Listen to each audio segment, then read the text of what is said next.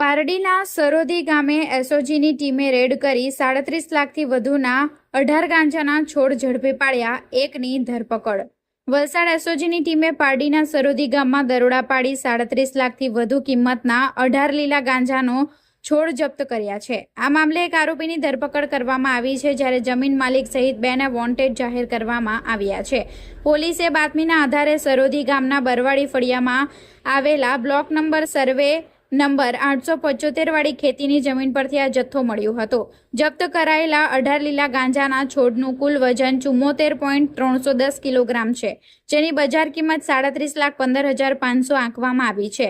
પોલીસે 5,000ની કિંમતનો એક મોબાઈલ ફોન જપ્ત કર્યો છે। આમ કુલ 37,20,500 રૂપિયાનો મુદ્દામાલ કબજે કર્યો છે। પકડાયેલા આરોપી જીતેન્દ્રભાઈ ઉર્ફે જીતુ અમરતભાઈ કોન્ટીની પૂછપરછમાં સામે આવ્યું છે કે આ જમીન હર્ષિલ નરેન્દ્રભાઈ પટેલની માલિકીની છે। વોન્ટેડ આરોપી હર્ષિલ પટેલે જીતેન્દ્રને ગાંજાનું બિયારણ આપ્યું હતું અને તેના કહેવાથી જીતેન્દ્ર ગેરકાયદેસર રીતે ગાંજાની વાવણી કરી તેની માવજત કરતો હતો।